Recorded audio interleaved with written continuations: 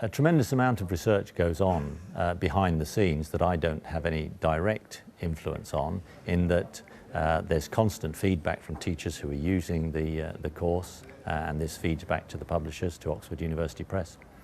But when we thought about a new edition, then lots of questionnaires were sent out to teachers, asking them to give their feedback on the current edition, what they liked about it, what they didn't like about it, what they like to keep, what they like to change, and so on.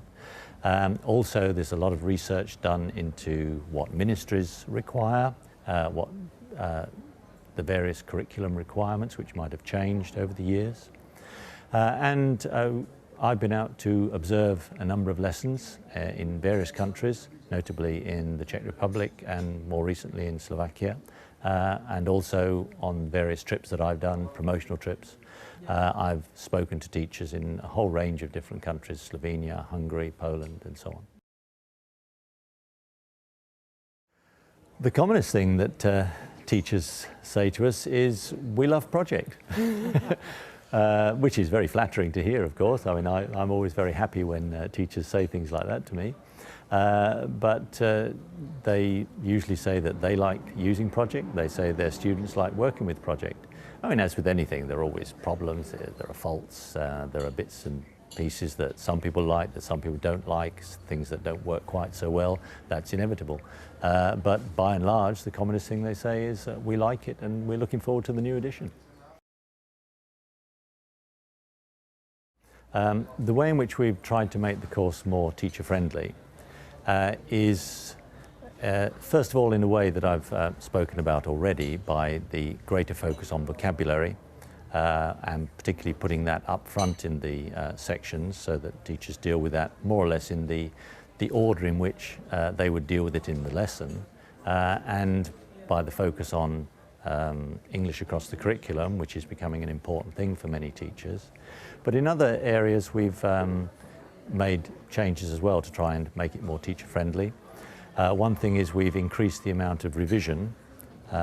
Previously there was revision after every 2 units. We've now got it after every single unit, so the students don't go for so long without the chance to revise what they've been doing. We've also expanded the culture sections.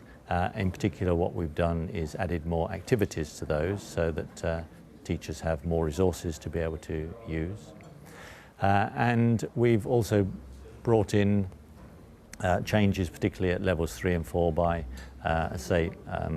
shortening those so that there's not so much material in them that teachers have to get through in the year.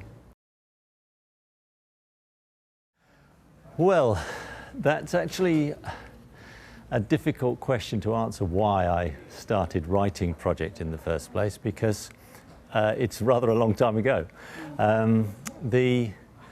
I suppose what I really wanted to do was to try to get a book that really focused on getting people to use language and enjoy the process of learning language.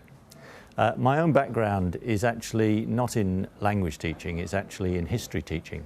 So I approached it really very much from the idea of culture and from content, in that of trying to look for interesting things that students might want to read about and talk about and so on. I thought, well, if these things work with a topic like history, a subject like history, sorry, then it should be able to work with language as well. And so that was really what inspired me. English across the curriculum is becoming a very important part of English language teaching around the world. I'd say it's normally referred to as CLIL. And it's certainly a very important part of the 3rd edition of Project.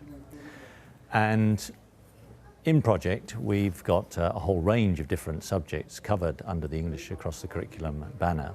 That would be history, geography, music, art, mathematics, literature, and so on. So there's a whole range of subjects covered. But in actual fact, there's always been a very strong focus on different subject areas in Project right from the beginning, because every section has had some sort of focus on something to do with real world, whether that might be from history or from geography or whatever it might be. And that's been there right from the earliest days of Project.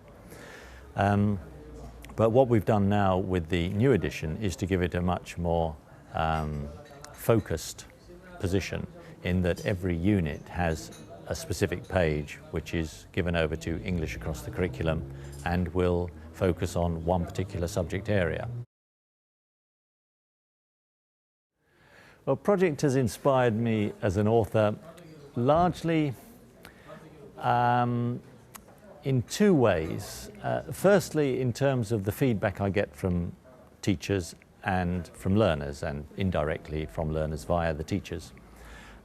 In that, as I said, the commonest response I always get to Project is that teachers say, we love it. Our students love it. They like working with it. We enjoy working with it. It's a book that we really enjoy. And so that's very inspiring. That inspires me, obviously, to go on to try to want to write other things and to make sure that Project is kept up to date and fully revised and refreshed when it needs it. The other way in which Project has inspired me as an author is that in many ways Project, when it first came out, was a new approach to language teaching. It was probably the first book that really tried to make language learning interesting to teenagers and to younger learners. And one of the major ways in which it did this was through things like project work and through lots of games and fun activities and comic stories and so on. And it's inspiring to see that it works. That although when this first came out, it was very much a new approach, I felt instinctively that it should work and it should be a good approach, but since it was very much a pioneer in that area, I didn't know. And it was very flattering, very interesting to see that it did actually work, and obviously inspired me to go on to try to develop it even further.